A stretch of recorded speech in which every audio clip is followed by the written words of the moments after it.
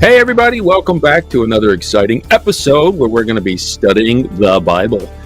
We are still in Genesis, obviously, and we just started chapter 2 last week, I think, or was it 2 weeks ago? I forgot, JD. Well, we just started chapter 2, and we're still in chapter 2, and we're still on verse 1, and verse 1 says, "Thus the heavens and the earth were finished, and the host of them."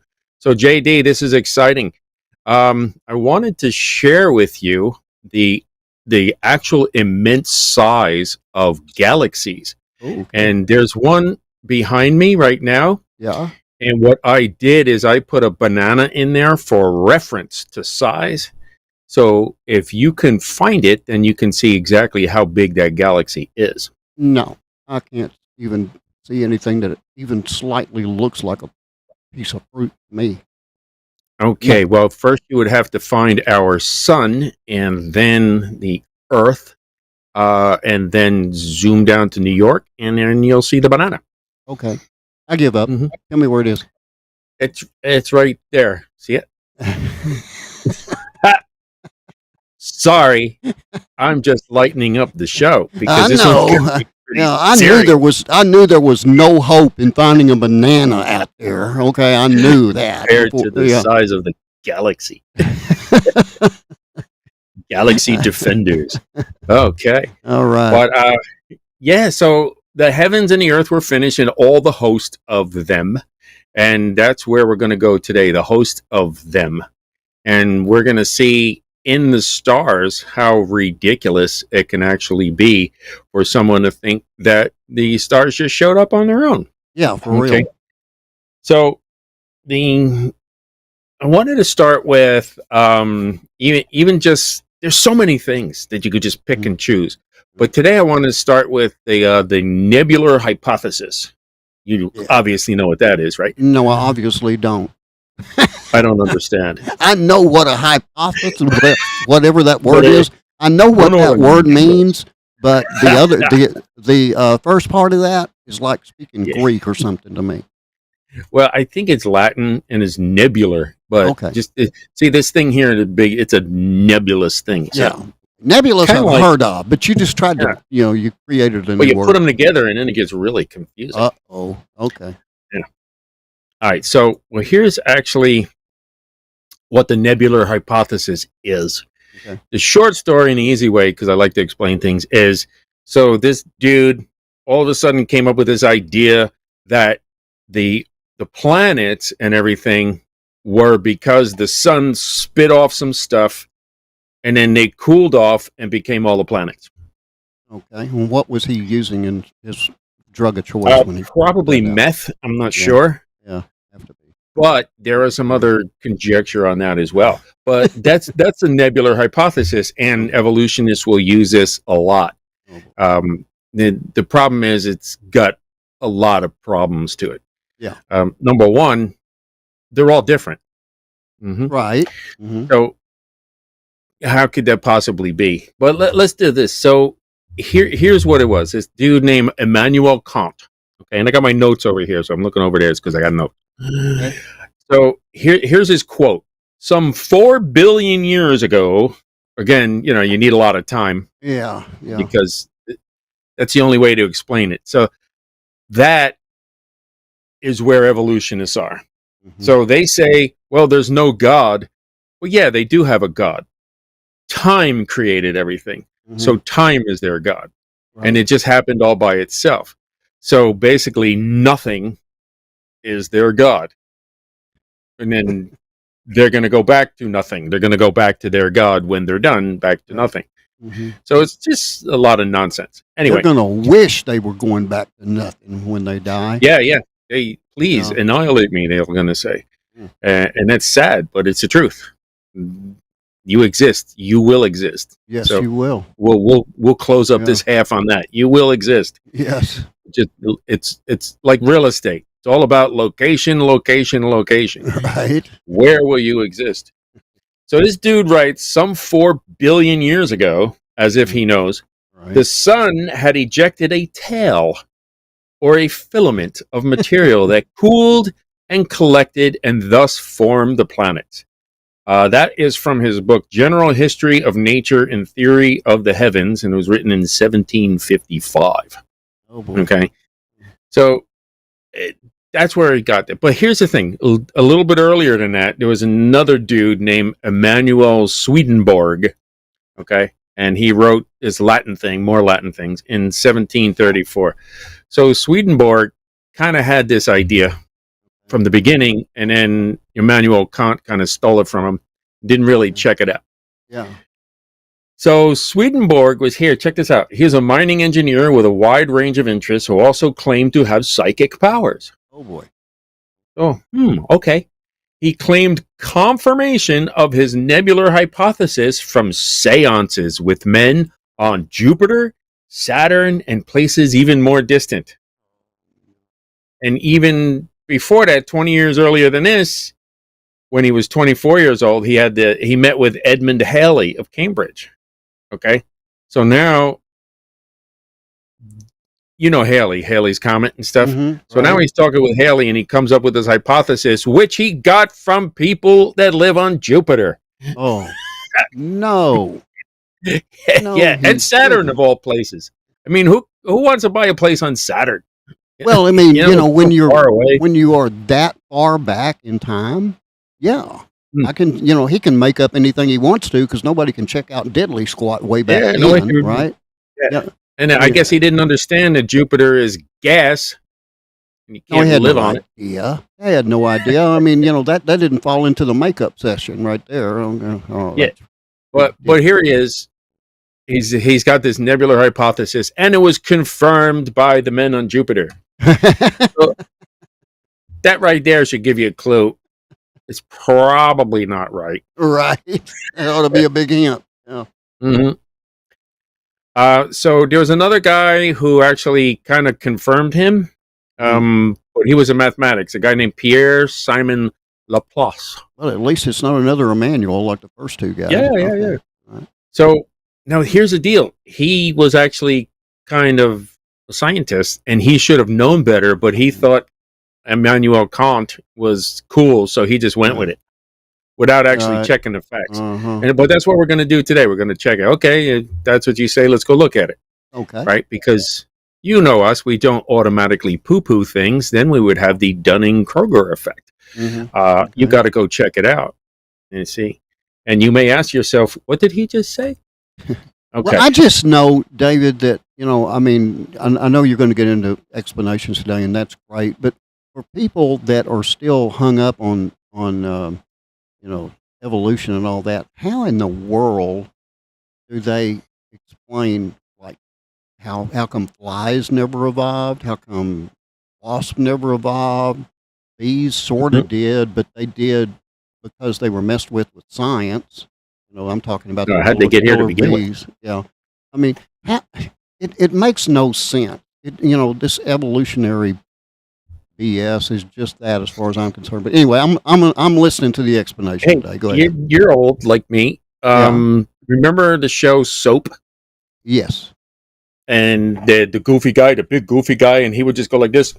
You can't see me. This is what they do. Right. Anyway, the Dunning-Kruger effect is thus, okay? It's a cognitive bias where people with little expertise or ability assume that they have superior expertise or ability. Sounds like this overestimation occurs as a result of the fact that they don't have enough knowledge to even know that they don't have enough knowledge. That sounds like Biden. Yeah.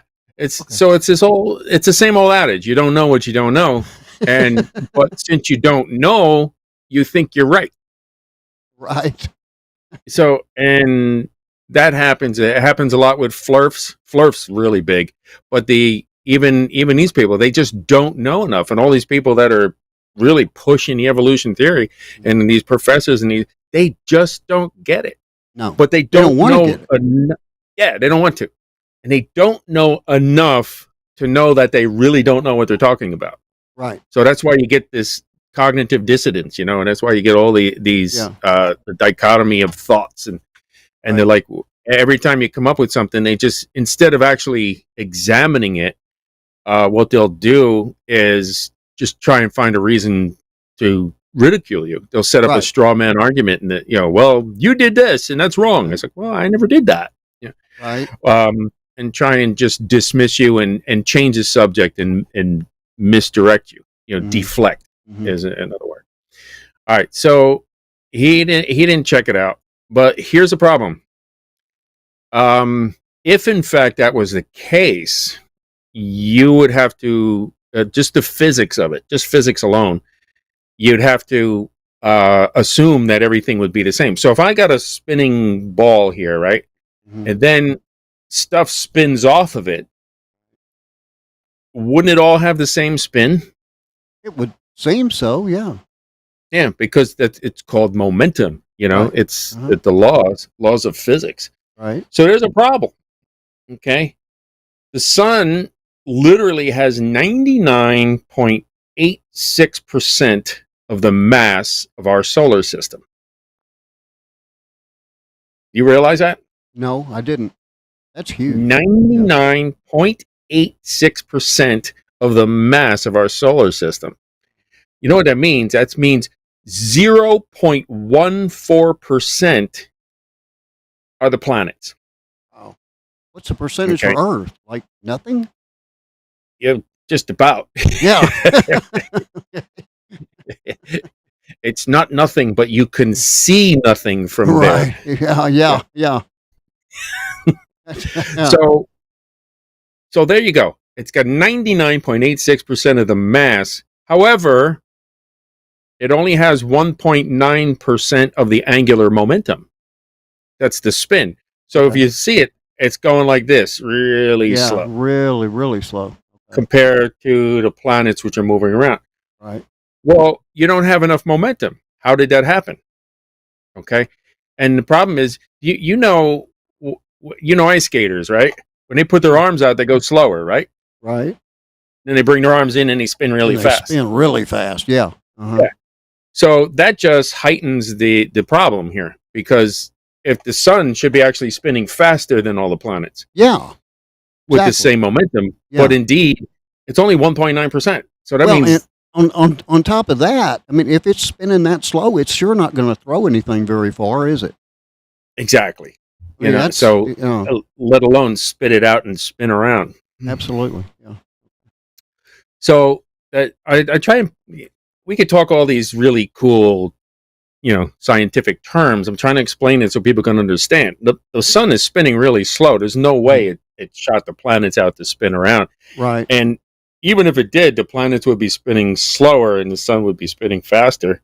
Yeah. Just like the ice skaters, when they put their arms out, they go slow and they pull them in and they spin around and get all dizzy. I don't know how they do that. But anyway. Well, another thing, I don't know if you ever thought about this or not, but if the sun had thrown those things out, it wouldn't have been very far, right? Mm-hmm. So wouldn't they have burned up at some point? Yeah, completely? It wouldn't have coagulated. And then we find that the sun is mostly plasma. So where'd all this solid stuff come from? Yeah, okay. That's just something that hit my mind. Go ahead. Yeah, that's a really good point. That's a really good point. It would have been, and actually to even go further on that point, even if that's the case, all the bigger planets would have been closer, and it would have been the smaller ones that are out. But we see the smaller ones in the beginning, and the giant ones are on the outside. Yeah, what sense does that make? Put it there. Mm-hmm. Right. It's almost like they were placed on there to protect the inner circles. Almost like, yeah. Uh-huh. Oh, and on a side note, the in the Bible they're called wandering stars. Excuse me. Yeah, okay. So they say, hey, even these wandering stars. So they knew what wandering stars were, because they're stars that didn't just follow the rest of the stars; they moved around. And it turns out that word in the Greek is planetos, which is where we get our term planets. Now we know a little bit more about them then, but they knew what they were back then. Right. And they all had names. Like Jupiter was actually the king planet, which is why when they saw Jupiter, the king planet, go through Leo, the constellation, and then here's the king of the jungle, and then land in Virgo, the virgin, and do a retrograde for 9 months and come out, they're like, I think the King of Kings is coming, and he's going to be born of a virgin. There you go. And that we got the Magi. Yeah. And Daniel taught him all that stuff. So the planets have literally 98.1% of the spin of the galaxy or the solar system that we have. So they're just poo-poos your nebular hypothesis right there. Yeah. So what they do is they come up with every single thing that they have, and to try and save face is, an asteroid brought it in. Mm-hmm. Yeah, that's it. Yeah. And every single one you see, Mercury does this. Well, it must have been an asteroid. Venus does it. Oh, it must have been an asteroid. Earth is it. Oh, the moon's an asteroid. Yeah, that's it. Yeah. Mm-hmm. And then, that there's supposed to be a planet between us, Mars and Earth, but it blew up. Okay. Mm-hmm. That's why we have the asteroid belt. Oh. All right. It's actually right. Mathematically, it's where it's supposed to be. And that is another thing that we're going to talk about here after we get out of this. So remind me of the blowed up planet. Yeah, okay? The exploding planet. Yeah, I can remind you about that. Yeah, there's a couple good explanations for that. So now Laplace, he knew this, but he didn't say anything. Wow. Also, James Jeans is the guy that pointed out that the outer planets are far larger than the inner ones. So Jupiter is 5,750 times as big as Mercury. Oh, so why is it so far out? Okay, and then other things. Now I bet you didn't know this one. If it came out, they should all be the same spin rate and the same axis. Yeah, as well, right? Yeah. I did know that. There was a friend of mine that did a service at the church. He said, if this was, a real deal, that they all would be spinning in the same direction, but they're not. Mm-hmm. So, yeah. Okay. Isn't that wild? Yeah, it's crazy.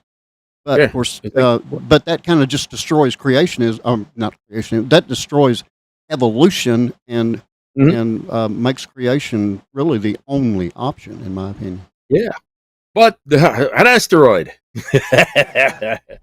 So check this out. There's actually pairs of planets that spin at the same rate. Earth and Mars spin at the same. They're like within a few percent. It's very small. I think 3%.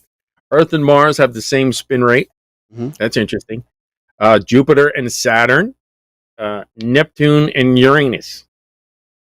So also, like Earth and Mars have the same tilt. 23.5 degrees. Okay. So you got to ask yourself why. And did you know Neptune spins on its side? No. Now that I did not know. Okay. So most of them are spinning like this. Right. Neptune spins like this. How'd that happen? That's just God making a point. Yeah. Okay. Yeah. And one of the moons of Mars actually spins backwards. Instead of this, like the sun, the east to west, it goes backwards. Yeah. How did that happen? If this nebular hypothesis, so that's wiped out. Yep. Here's let me see. And Pluto is all sorts of weird. It's like is Pluto a planet again yet? I don't know. They disqualified Pluto a few years ago, and by the Greek word, it should be because it's a wandering star. Yeah. I guess today's scientists want to put certain criteria on it. Yeah, but it's a wandering star. Yeah, I guess asteroids would be that as well too, then, because they're kind of wandering. So you got that. So another thing about if it's that big, they couldn't figure out. Well, if these comets and asteroids are burning up, why are they still here? Yeah, good question. Do they have Shouldn't an they answer have for burned up that? by now? Yeah. So what they did is they made up this thing called the Kuiper Belt. The what? Called the Kuiper Belt. Okay. So Kuiper's like, well, there must be this great big circle of asteroids just waiting out there, and every once in a while, one of them comes in and flies through the universe. So they got this storage space they made up. They just made it up, and it's way out yeah. there. No one's seen it. They haven't detected it. They don't know what it is. They said, well, the asteroids are coming from somewhere, and we've been here billions of years, so they must come from somewhere. And then here they are. You know, these people, if they would spend near as much time reading the Bible as they do making up this kind of garbage, it'd be so easy. Yeah, it would be so much better. You know, I don't know why people waste their time reading insanity, but you know, people eat it up. Well, they want to deny God, and there you go. That's it. Yeah, and they can't possibly have the design aspect of it. You Right. can't have it. Right. So we have that, and there's so many different directions I want to go right now, but that's what they made up, this Kuiper belt and all the asteroids. I happen to think it was. There's a number of reasons, and let's go here. We look at the moon, and we look at Mars, and we see something interesting with two things. Number one, the space dust. Yeah. Okay. I think now we measured the influx of space dust, and I think it's like 100,000 tons of space dust that the Earth gains every day, something crazy like that. So we know how much space dust there is and how much it comes down. Now, remember when they landed on the moon? Yeah. And they put those giant pads on it? Right. Uh-huh. Why do you think they put those giant pads on there? Well, we talked about this before, David. You know, that they were expecting it to be a lot deeper than it turned out to be, which kind of knocked a bunch of scientific hypotheses right out the window, right? Yep. So they measured that, and so now we got the space dust that doesn't quite add up. So they, must have been an asteroid. Right. Couldn't have been God. No, it couldn't have been him. Yeah. Oh, here's another cool thing. When they dropped that thing from the Apollo missions, when they dropped their thing, it hit the moon, and the moon rang like a bell. Seriously? Yeah. Okay. Like a boom. They can hear it. It's echoing. They thought it was solid, but now they think it's hollow. Oh, because of boom. Isn't that cool? I was like, well, we'll find out soon enough. Yeah. But that would also answer a lot of questions because they said, if it was hollow, there's a lot of answers that can come from that. Yeah. But where I was going is not only the space dust, but all of the craters. They should be on the back side of the moon if they're protecting us from all the comets coming in, right? Right. Right. But do you know that most of them are on the front? The part we see. That's crazy. That's crazy. I didn't know that. I just figured they were all the way around it. That was. Nope. They're mostly on our side. Okay. Mars has the same thing. Okay. Mars. Let me see here. I think it's something like. I think it's like some 97%. Like the vast majority, over 90% of the craters are on one side of Mars. Okay. No, I didn't know that. That is news. Okay. Yeah. So still, we'll get into that too. Yeah. So most of them are on one side, and what that suggests is they all happened within a 30-minute period. Repeat that and then explain it. 15 minutes. Okay. Go ahead. Yeah. So let me see. Where did it go? I have my. Okay, those are appointed times. We'll figure this out. Okay. I lost my notes, but here's the deal. Okay. They basically all happened within 30 minutes, which means this was one catastrophic event. Okay, so instead of all these asteroids and all this stuff, I mean, over time, and they think, years and years and years. Yeah, we still see this. Occasionally something hits the Earth. But you're saying that the majority of this happened at the same time.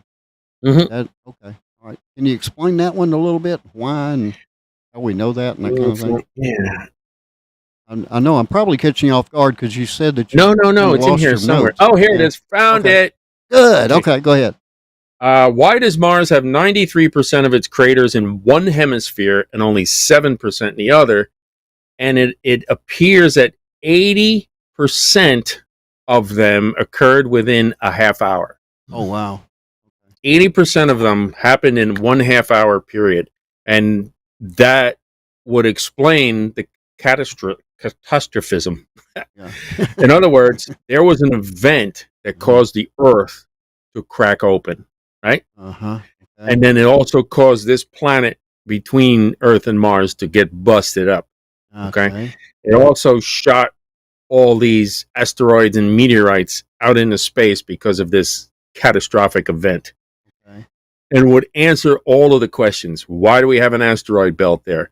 Why are all the pockmarks on one side? Why are they all on one side of the moon? Okay, what's going on? And would answer a lot of questions about, a lot of events in the Bible as well. It just don't want to address these things. Right. It happened at one time. And the problem becomes they got these uniformitarianisms, say, oh, everything happened, just like 2 Peter says it. Oh, just say everything continues just like it did from the beginning. Yeah. That's what he's talking about. People are uniformitarianism, say everything's happened. No. We're catastrophists. There was a flood. That was a big catastrophe. Mm-hmm. Okay. There were events that caused catastrophes that changed everything throughout time. Okay. And so things happen and then boom, it changes. Things happen, boom, it changes. Yeah. And it's about to happen again. So I would encourage everybody, before this next catastrophic event happens, which is coming very quickly. Yes, it is. And that would be the 7-year period where God actually pours his wrath out on the earth. Right. But the beauty of it is he takes his bride out before that. Tell them about that, JD. Oh, absolutely. Of course, and that is the moment that we call the rapture of the church. And that is when Christ comes back for all Christians, living and dead, and gathers them in the clouds with him.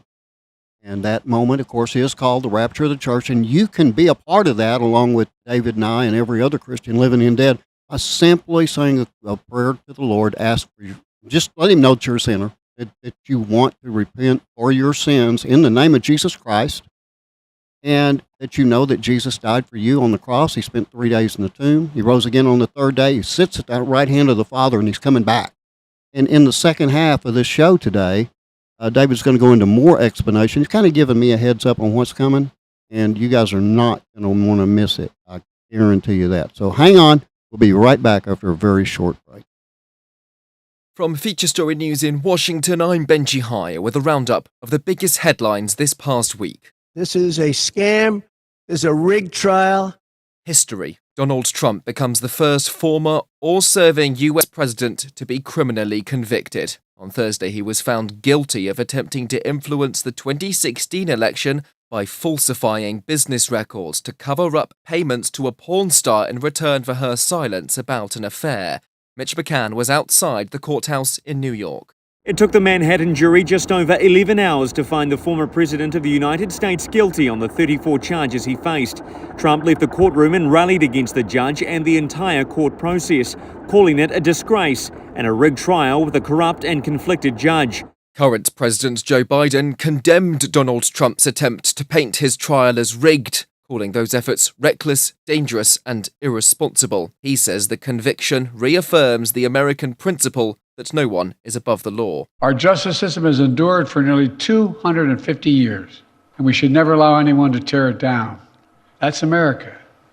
That's who we are, and that's who we'll always be, God willing. The two men are set to face off again at the ballot box in November. Trump, now a felon, can still constitutionally run for the Oval Office, even from behind bars. The judge has set July 11th as the date of sentencing, just days before the Republican Party officially chooses him as its nominee. Donald Trump is expected to appeal the verdict. He faces 3 other criminal trials, pleading not guilty to all charges.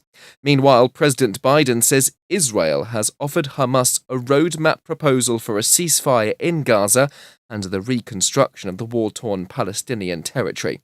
On Friday, he outlined a 3-part plan, as Nick Harper explains. A durable end of the war. That's been the focus, a durable end of this war. US President Joe Biden says mediators in Qatar have presented Israel's comprehensive proposal to Hamas.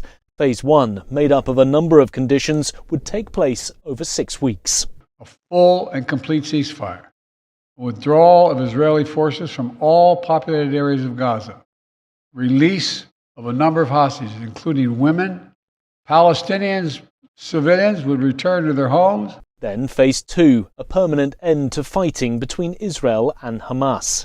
And 3, a major reconstruction plan for Gaza.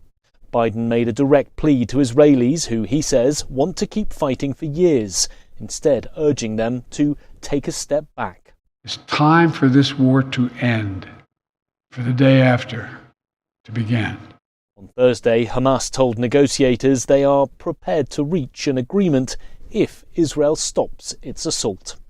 And that was your Week in Review. Hey, folks, welcome back. I'm just wondering if any of you actually found the banana reference in the galaxy behind me. Please let me know, the hidden day at protonmail.com. But JD, we were talking about Mars and cool pockmarks and stuff on it, right? Mm-hmm. Right. Mm-hmm. Yeah, and I'm still looking forward to the exploding planet too, but I'll keep reminding you about that every now and then. Yeah, okay. Go ahead, David. So I'll tell you what I think about the exploding planet. It correlates with other events in the Bible. Okay. But the planet Mars is actually, so it's the fourth one out from the sun, is named after the Roman god of war because they saw a lot of these things happen in relation to Mars and where it was with retrogrades and where it's actually crossing over. It's pretty cool. It is the Baal of the Old Testament, or Baal, actually. So like in 2 Kings, you see Baal all over the place. But the reference to Mars actually is that we even see the god of war now with martial arts and all these different things. Mm-hmm. It's the god of war. So people were terrified when they saw things happen in the star from this red planet named Mars. Okay. To them.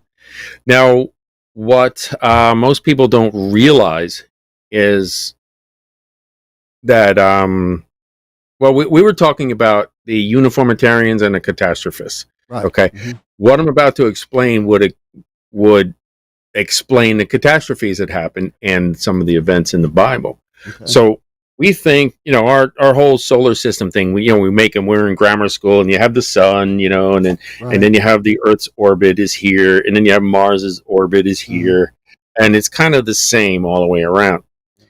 When in reality, the orbits are elliptical and off-center. So what happens is you'll get let's say the Earth's orbit is here. Let's say the sun's over here and the Earth's orbit's a little bit off. Okay, so it's get this elliptic, zoop, zoop, zoop. And Mars actually has an orbit that's on the other side, zoop, zoop, zoop. Okay. So the orbits cross. Follow me? Yeah. So the Mars is not just the same distance from the sun far away from we are. It actually changes much more drastically. And there are times, especially in the past, where the orbits would cross. So think about that. What would happen? And they were in resonance. So originally, which is demonstrable. We don't have time to get into it on the show, but if you're a geek, go look it up. The original calendar was 360 days because that's the orbit of the sun, which is why the Enoch calendar and the biblical prophecy calendars are all 360 days. Okay, you'll find that. And Mars's was 720 days. That's called a resonance. We talked about, remember the spin rates and the angular momentum? They were also in resonance. They were exactly... It was double. Okay. So it was 720 days.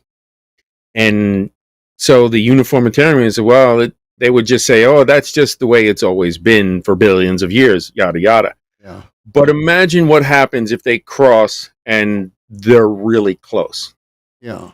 Yeah, that's going to cause some issues. Right. Now, think of that in terms of, let's look at the first catastrophic event listed in the Bible. Okay. And that would be the flood. Right. Now, if you have these two planets coming close to each other, do you think that gravitational force would wreak some havoc? Oh, yeah, absolutely. Yeah, it would be effective. Okay. Yeah. So here we have the Earth, which is the water, right? And it was on the face of the deep, is primarily water. Mm-hmm. So remember in the beginning, we talked about this where, the rakia and the waters under the Earth and the waters above the Earth and all that. Right. So here we have this tight planet, and it's got the Earth. Now Mars comes really close, wreaks havoc. The Earth cracks. Okay. Explodes open. Now, God spoke because he's the one that set the orbits into motion for the perfect timing anyway. Right. So his timing is impeccable. He literally has eternity to work it out. So he's going to work it out. No doubt. So now we see the ring of fire, and it looks like the Earth was cracked. Well, that's where the fountains of the deep broke up and then filled the Earth, and then it caused the rakia to melt and basically rain on the Earth for 40 days. Right. So we see that catastrophe can certainly happen if Mars and the Earth did a close flyby. Yeah. That makes sense? Yes, it does. Makes perfect sense. Okay, now I wasn't there, but that's the only thing that makes sense according to the biblical narrative and according to the things that we know about the resonant orbits. Okay. Yeah. Now, a lot of people don't know that. You remember the Battle of Beth Horon? I'm not sure. That's interesting. All right, so you will when I tell you. Okay. So Joshua's out fighting all these different kings, right? He's fighting 7 and winds up with. Well, he's fighting 10 and winds up with 7. Okay. All right, and then he needs the long day, right? Right. See, I knew you knew it. So that's Beth Horon. Okay. So he needs a long day. Okay. And this is really cool. So he's like, God, I need a long day, and you got to destroy all these people. Well, actually, let's back up and let's go to the flood again. I forgot this part. So now we see the catastrophes happening and during the flood. Right. So if all that happens and all this chaos and all these things are shooting out, now you're shooting out rocks and everything else into space, and now you got this planet that gets caught in between this fighting, and gravitational forces explode the planet. Okay, because that's why we got an asteroid belt. Where'd it come from? Okay. It's exactly where a planet should be as relation to the orbits. Okay, it's all mathematically out. Okay, and you'll see Mercury, Venus, Earth, asteroid belt, Mars. It's exactly where it should be mathematically. Okay. So that's what it looks like to me happened. That this planet blew up, and that's why all of those pockmarks are on one side of Mars.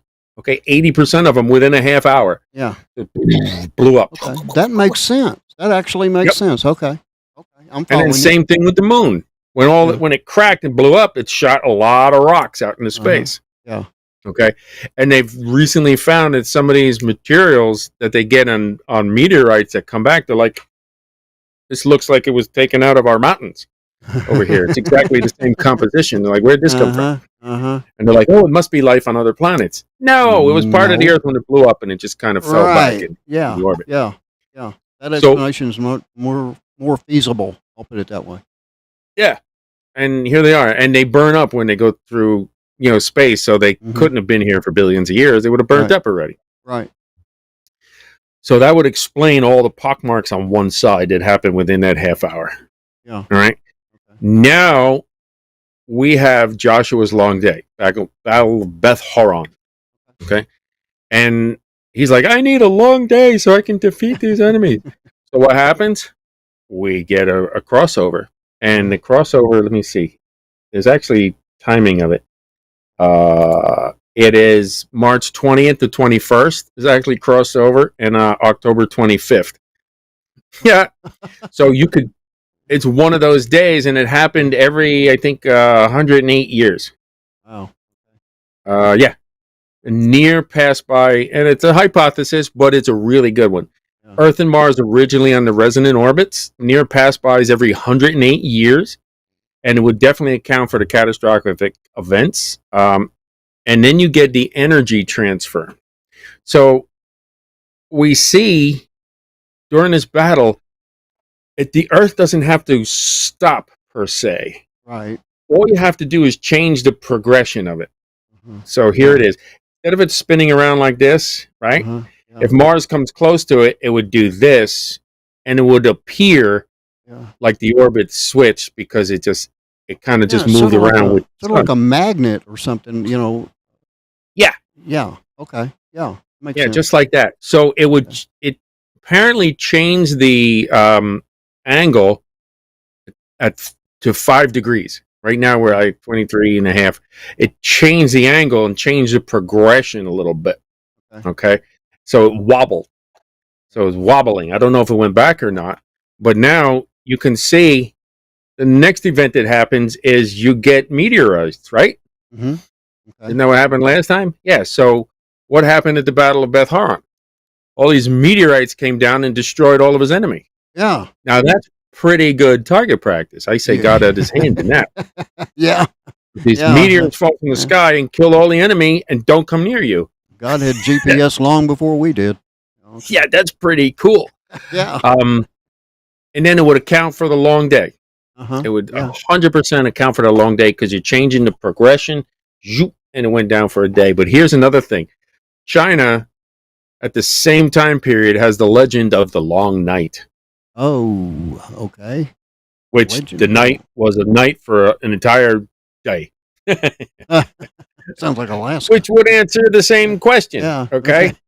And it's at the exact same time. They're like, it was dark throughout the whole day, and it didn't become day until the next day. That's remarkable. Yeah. Okay. All right. Now you really got my attention. Okay, go ahead.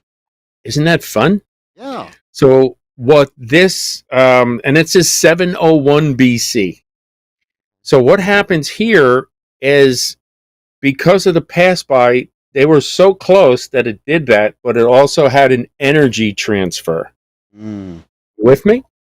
Okay. So now the energy transfer basically slows down the Earth and speeds up Mars. Okay. Because it's like a slingshot effect. Right. Okay. So now, instead of 360 days, we wind up with 365 and a quarter days. Okay. Yeah. Which is where we're at now. And Mars ends up with 687.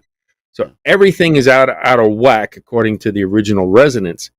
So that's why the prophecies, when you see them, they're all based on 360-day years, because that's what it was in the beginning. And it wasn't until these catastrophes happened that caused the messing up of the calendar. And it was Mars, the god of war, Baal, who seeks to change the days and times in the calendar. Yeah. Okay. So it just all fits the narrative. Here he is changing it all. So now the current Judaic Hebrew calendar is off on a lot of its holy days, and it's much more accurate with the Essene calendar, because they just did 364, and every once in a while they add a week to keep the progression of the heptadic structure of sevens instead of a leap year. Yeah. So they put a ketubah. Oh man, I forgot the. Basically, at all the solstices, and equinoxes, they put another day. So it's 3 months. Put a day in the middle. Okay. 3 months of 30 days. Put a day in the middle. 3 months of 30 days. Put a day in the middle, and that brings them to 364, which was closer. Yeah. And then when it gets out of whack, if it gets too far in one direction, they'll just add a week to shift the days over, because they need that 7-day cycle. Okay. And which is what we talked about before, because of the Shabbat. Right. So it changes the Shabbat cycle if you do it any other way. And then, so they know exactly how many they need to answer this, and when it gets out of whack, they just put it back in whack. So their calendar is much more accurate as far as the Moedim, which is the seasons that it says in Genesis, for signs and for seasons. It's more accurate that way. But he basically, I forgot what I was trying to say. but you know what it is. Yeah. Okay.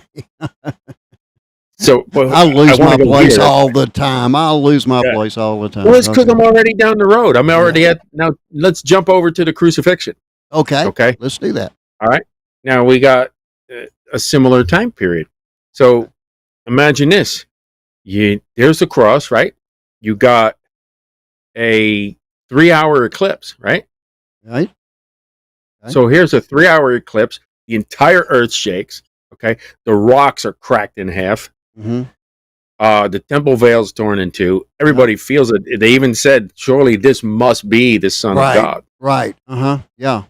And now it was so dark that they said it's nighttime out here, and they saw all the stars. They didn't know what happened.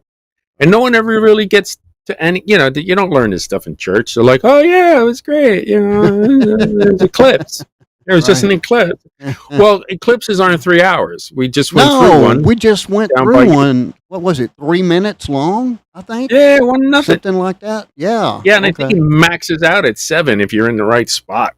So, yeah. Okay. Yeah. That's crazy. And so, 3 hours. depending on where you're at, they're not that long. Yeah. So, clearly, if you have a giant object coming between the Earth and the Sun, and it's 3 hours for the eclipse, and it starts cracking the whole Earth up, and again, every civilization from around the world is talking about, this crazy event that happened. Right. It was dark. The whole Earth everyone said it was dark, and everyone said it was a huge earthquake. It destroyed a lot of stuff. But then people say, Jesus isn't in history. Well, yeah, actually he was. Yeah. There's actually more evidence just for the resurrection. Just for the resurrection, there's more evidence than George Washington even existing. He was only 200 years ago. Yeah. Isn't that cool? Yeah. I had heard that somewhere, but yeah. Okay. So, and the days too. So we went back to the 360 days. I lost it again. Because we're going back to it'll come back again. You're doing 360 versus 365 versus 364 and and 70. Oh yeah, that's it. Yeah, that's it. Okay. In 701 BC, that's what happened, but it's not. It wasn't just the Hebrew calendar. Okay. The Jews from Babylon actually did it a little different. They put in 7 of 19 years, they add an extra month, and Hezekiah did that. And no one could figure out why he did that. Okay. Yeah. So, wow. Like something like a third of their years, it's got an extra month in it. Like it's just anyway. Yeah. It's like a little 1 and a little 2. But that's ridiculous to do that. Yeah, To it is. add an extra month. But every single calendar in the world changed in 701 BC. Every single civilization. You look at their calendars, they all had 360 days, and then they all made different types of changes. The Romans added... What year was that again? 701 BC. 701 BC. Okay. Yeah. So you can go look that up and check out how the calendars all changed. Every single civilization has a record of their calendars changed on that year. And this is why. Because it changed the progression, and it was an energy transfer in the orbits, and now we would do the same thing again. I assume we would do the same thing again if we had one of those catastrophic events, right? Because they're already talking about the Earth is wobbling or something, and things are going to happen. Like a drunkard, the Bible says. Yeah. So I can see everything changing once again. And it's about to. Yeah. Okay. Jesus is going to come back. All right, and he timed everything. Now, I'm going to assume that we have a similar situation because that's what we have. Now we have this giant dragon coming from space, and then all the third of the stars fall behind it. Right. Well, this is John looking at the stars. He's on Patmos, and he's looking up, and he said, in the heaven, I saw this. Yeah. So he's interpreting the Mazzaroth. And when he sees a third of the stars fall, this is clearly meteorites and asteroids and everything, but then you get these people that say, oh, it just shows you that the stars aren't that far away. Please. Okay. It just looks like it's about a third of the stars. And that word in the Greek is a stare. Okay, that's where we get our word stars. All right. Not everything that is an astare is a burning ball of gas billions of miles away. Okay. Because the word means to be strewn. That's why we have wandering astares. Uh-huh. Okay. Yeah. That's the meteors they called astares too, which is where we get our term asteroids. Okay. What is a falling star? A falling star is like just a meteorite that comes in and burns up in the atmosphere. That's why it's shooting stars. I was just curious because, you know, I used to be able to, I mean, out here in the country, we can still see it, you know, but when I was living in the Metroplex area, you could never see one, you know, 'cause there's too many lights, you know, but anyway. And now there's too many satellites. Yeah, maybe, who knows? Maybe the satellites are all going to crash, and that's what the burning up is. That could be a third. That could very well be the case, yeah. Yeah, well, we'll find out when we get there. Yeah. But it just makes sense. If you got this huge thing flying by the Earth and it's got all this space dust behind it, it's gonna look like a third of the stars fell. But again, stars means to be strewn, so it's not necessarily the ones that are even billions of light years away. Yeah. So we're going to see that, and Jesus is going to come back, and he's going to shake everything up, and he's going to put it back to the way it was. Right. We're going to, again, in my estimate, I think we're going to see that 360-day year again because he's going to reset everything. Okay. And we're going to see people that live right through the millennium. People are going to live that right through that 1,000 years. Yeah. Okay. He says that a baby will die at, baby will die at 100. Mm-hmm. So in other words, someone dies at 100. Oh, why was he so young? What happened? Right. Well, he was an evil man, so they killed him at 100 years old. So even though, you know, you'd mentioned once before nobody lived in the olden times more than up to 1,000. It was correct. The oldest one was what, 900 and something? 969, Methuselah. Okay. So it would stand to reason that would be repeated with the millennium reign. Nobody's going to make it through the whole shebang, in my opinion. What do you think? Yeah, well, they're going to live right through the millennium? Yeah. So if someone is born, let's say, 100 years into the millennium, he's going to live right on through to the end. Right on to the, okay, cool. Yeah, right, provided he doesn't do evil stuff. Yeah. Yep. So, and that's going to be fun. So we'll just have lots of picnics and explain to, let me tell you about the old world. Yeah. Right. Be glad. Yeah, you guys have it good. Be glad you're here, not back then. Yeah. We had to walk to school, uphill, in the snow, barefoot, both ways. School, what's that? Yeah, all right. So we're starting to see this bigger picture here and how all these things can happen and how the narrative of the book of Revelation can also happen simply by this Mars resonant crossover orbit. Yeah. Does that make sense? Yes, it does. I just never had considered it before. It honestly never crossed my mind before that, you know, Mars or any other planet would do that. So, yeah. Yep. So it just explains everything in the Bible. Because people will poo-poo, how can you have a long day? It just stopped the sun and the thing. No, the progression of the rotation of the Earth stopped. Yeah. All right, and that's because of the gravitational force. Oh, yeah, 3-hour eclipse. How can that happen? Well, again, we got something blocking the sun that's huge. Yeah. And it would be about really big. 50 times. Yes. Because Mars is a lot bigger than the Earth, right? I mean, a lot bigger? No, not really. It's Really? a little bit smaller. Oh, I thought it was it's bigger. a lot bigger than the moon. I'll tell you that. Okay. Yeah, well, yeah. Okay. Yep. And it would come within like 70,000 miles, I think they said it was. So wow. Okay, that's close. In space terms, that's close. Yeah. So we see a lot of things here too. Let me see. We haven't got a whole lot of time left, so let me jump over to the heptadic calendar. Okay. We got a week of days, which is what we talked about before. A week of weeks is a Shavuot. The week of months is a religious year, so you got the 7th month, and you got a week of years is sabbatical years, and then you got the Jubilee. So that's fun. Okay. 7 weeks plus 7 weeks of years plus 1 is a Jubilee. And that's when all the land reverts back to its owners. all the slaves go free, all debts are forgiven, and it's called the time of restitution of all things. Oh. And this was on Shavuot, which is the Feast of Weeks. That's what Shavuot, so Shabbat, really, or Shabu, which is where Daniel gets his weeks from. When he says 70 weeks, 70 Shavuot, basically.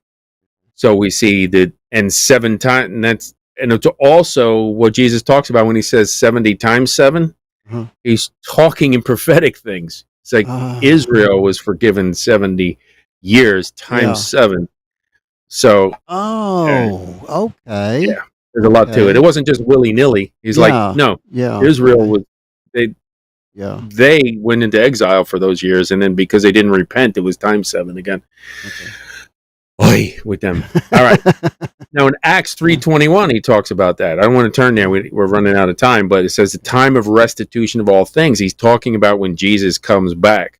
So it'll be on the Shavuot. Now there is Jewish, I guess, folklore, and it's found in the book of 2nd Enoch, where I don't think, they could probably got some cool things in there, but I don't think it's even really prophetic. But this is where they get the idea from. That Enoch was raptured on his birthday.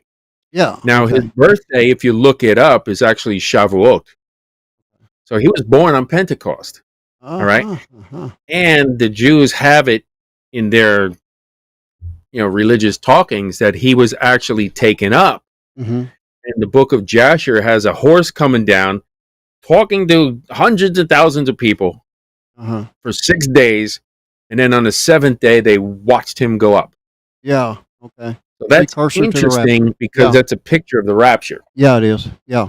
Yeah. So there are those who would suggest that, well, if Enoch is a picture of the church and he was taken up on his birthday, which was Shavuot, so they're looking on the Feast of Pentecost for all these things, which is just happened to be really close. Yeah. But I think even more, it was the end of the age of Israel. So would the start of that final 7 years of the age of Israel also be on Shavuot or Pentecost? Yeah. So that would at least start the tribulation, and maybe we go up a little earlier. Yeah. So those are the conjectures that are out there. I found them all pretty interesting. But we're kind of running out.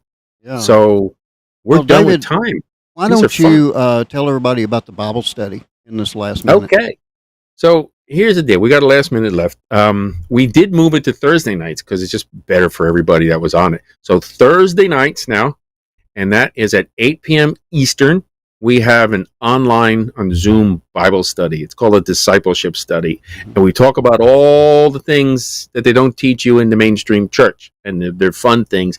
But the better part is we get to have a discussion. So you guys can add all your input and everything there as well. So email me, thehiddenday@protonmail.com, and I'll send you a link for that. You can also find it thehiddenday.com. Either way, and we'll get you a link.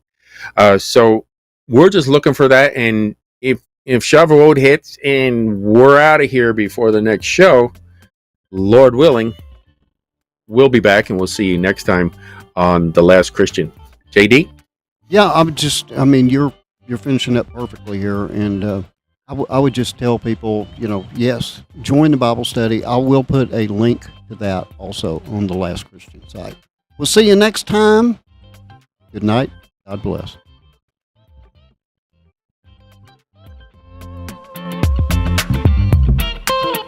Thanks again for joining us today for the Last Christian Radio Show. And be sure to tune in every Tuesday, Thursday, and Saturday right here and at www.lastchristian.net. Until the trumpet sounds.